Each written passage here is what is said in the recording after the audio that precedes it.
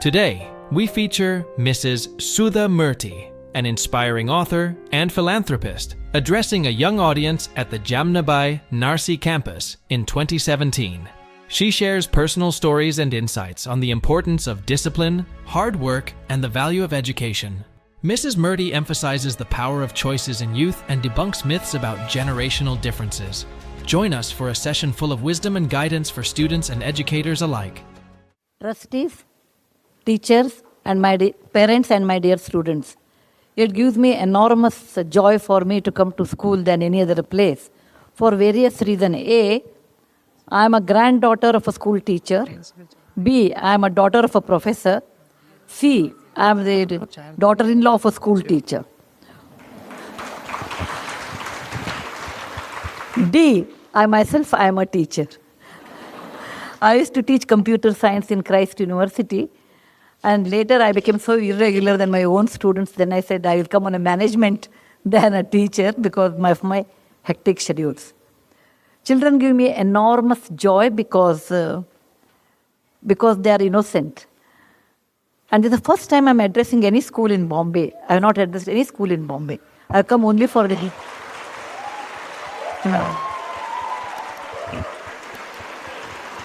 I have only come to Bombay for meetings, never to a school. So when there was an urgent meeting came down today evening, I have a 7 o'clock meeting, then I thought, why can't I come a little early? Anyway, I waste half a day in Bangalore traffic reaching airport. I rather leave at 5 in the morning, reach Bombay at 8:30 so that I can have a session with the students, and then I opted for this.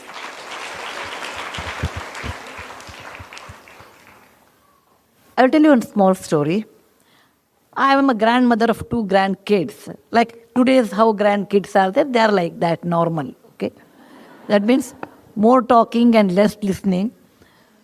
And my granddaughter's name is Krishna, and she told me, they live in London. One day I told her to eat banana fruit. You know, we India consider it's a good fruit. Eat. And then she said, me, Ajji, give me she calls me Ajji, like any Kannada grandmother is called, or Maharashtrian grandmother is called. She said, Ajji, give me a set of reasons why one should eat banana, a 5 years kid. Okay? I said, okay, I will tell you a story, and then you feel like eating, you eat. I said, there was a rishi by the name Durvasa. I'm sure most of you know. Whenever he used to go to anybody's place, they used to get scared of him. Why this fellow has come, let him go as early as possible. I'm sure when you are not a nice person, nobody welcomes you. One day his wife told him, look, people, when you go, people run away. Whereas I stayed with you for such a long time, don't you think I deserve a boon or a special gift? First he was very upset. Then he said, okay, fine, I will give you a special gift. What do you want? She said, I want a fruit which is not grown in Devaloka or up above heaven, which is grown on the earth. Yet it should be used to worship God. B, it should flower once a year and it should not have any seeds. C, all parts of that tree should be used in cooking. D, it should give fruits only once in a year, and the fruit should be not messy kind, like not like a mango or apple. And such fruit, without giving that to God, the puja will be incomplete. He said, okay. He made a tree and gave the fruit to the God, and then he called that, her name was Kadali, so he called that fruit the Kadali Phala. Kadali in Sanskrit became banana in English later. So whatever banana tree you see, that is the intelligence of a woman who told her husband the kind of fruit which is easy to eat, whose leaves are used for eating, whose bark is in the stem is used in cooking, whose flower is used in a cooking, which flowers once a year, and there are no seeds. So I told, it's such a great fruit on the earth. If you don't want to eat Krishna, you don't have to eat. But only learned people eat this one. What I'm telling you is, though every generation, it's really wrong to tell that our generation has a lot more stress. That is totally wrong. Parents, Please remove it from your head in case you have such things. I was in Egypt about 15 years back. Then I took on Egyptology. That is a person who knows how to read hieroglyphy, who knows more about Egyptian history, and went to one place which is 7,000 years old, and there I saw the pyramid. Inside the pyramid there was hieroglyphy, so I asked that fellow, what it is written here, you tell me. This fellow told me, the builder of Egypt pyramid have written about next generation. Next generation doesn't respect time, doesn't respect money, doesn't respect elders. They have less common sense, they are less hardworking. I really do not know how they will survive. Suddenly I felt like, my parents talking to me like that. Every generation feels next generation is less than ours. We are very hardworking, we talk. No, that is really not true. Every generation has their own plus and minus. Some totally same. Any mathematics teacher or any students who love mathematics will appreciate this. What is 1 by 2? Half. 1 by 2 is 2 by 4. It is also equal to 3 by 6. It's also equal to 4 by 8. It's also equal to 16 by 32. The moment I say 1 by 2 and 16 by 32, 16 is a huge number, 1 is small, but the ratio remains the same. And that is the way every generation has their own plus, minus, their own strengths. I have seen my great-grandmother, my grandmother, my mother and me, and my daughter, 6, 7 generations I have seen. They were always worried about disease because if there was no antibiotic in those days. If the child gets fever, the mother would have been panicked. Today you go to a pediatrician. In those days it was not there. Next generation I have seen there was no connectivity. Coming to Bombay is once in lifetime, particularly from people from Karnataka. Every generation undergoes a different stress, but they do undergo stress. Now coming to this topic, they told me that you have to address parents. I said I wanted to address students actually, but if parents are interested, I can. But students may get bored. I want to tell something to students and then I'll address parents. Students, you should understand one thing. When you are in school, somebody looks after you. Your teacher, your parents look after you. They will tell you some good words and you really get bored. When they start sermon, your mind goes away somewhere. Because I was also a student once upon a time. Too many things that someone tells you, then you won't like it, actually. You won't like it. And too many things we should not tell also. If we want to tell parents, you should always tell in the form of a story. Never tell directly. You should be hardworking. As a child, you may not like it. But please remember, people who care for you only will tell. Third person will not tell. Please don't underestimate your parents and your teachers. It's your duty to understand what they are telling, for what reason they are telling. And you have to actually accept it. And later it will pay its price later part of your life. What you don't learn now will never be learned later. It is always false ideas. When I grow big, I will do. I don't know how many of you have read my book, The Story of Portado. Portado is a real life story. Portado was my classmate. He was reasonably bright, maybe very bright, I suppose. Never came to school, never came to college. I was in engineering college. He used to stay, he was from Goa. He used to come, he was in the hostel and he never used to come to college.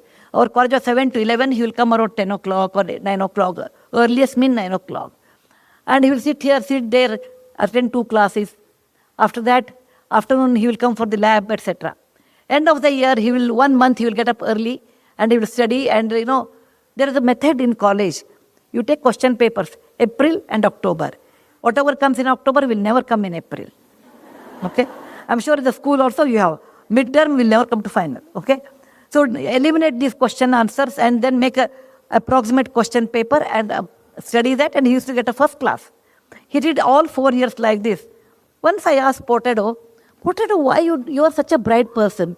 You don't come to class. If you come regularly, you can get distinction. You can get a rank. He said, Sudha, you do not know. In life, it is not the education. It is the connection it really works. And we have to build a lot of connections. When you are young, it helps you. I came from a middle-class family. My father was a doctor, a gynecologist. I never understood this connection, all those things.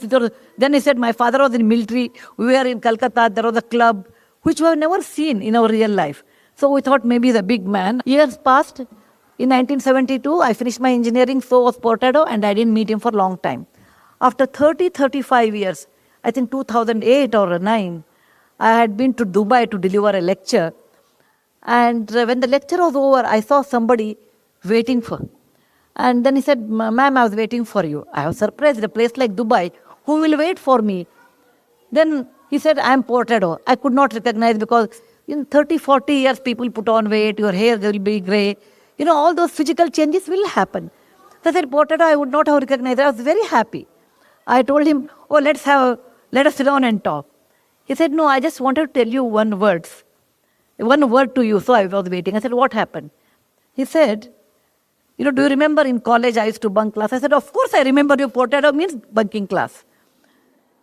He said, I used to bunk class and I joined a job. And because in those days, the moment you have BE, you used to get a job in my time.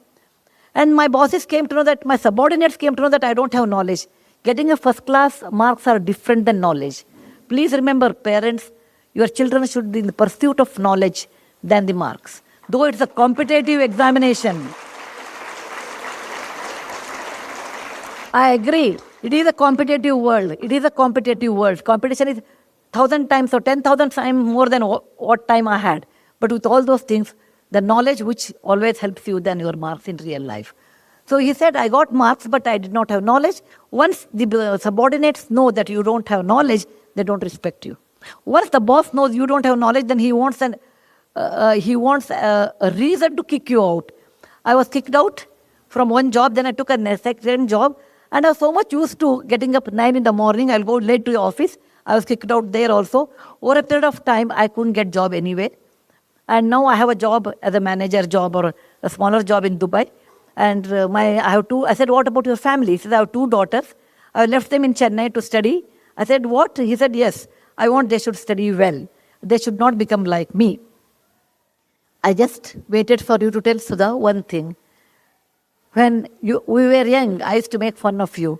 He used to tell me, you are like a running race horse, because the horse will see neither left nor right, it runs. So anyway, you always were academic and we used to make fun of you. Today, when we called you nerd, and I thought I was very smart, today I feel you are successful and I wasted my life. I just wanted to tell you, if you don't discipline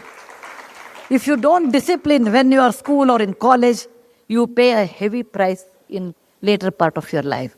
Discipline, like coming up in a proper way, writing properly, talking properly, communicating properly, respecting people properly. This really helps a long way in your life. So I don't want you should be like Portado, regretting in your old age. You should remember that to be successful in life, there is no shortcut. The only method is hard work and straight way. And that you have to do. Thank you very much for giving me an opportunity to address both of you. And in case you have any questions,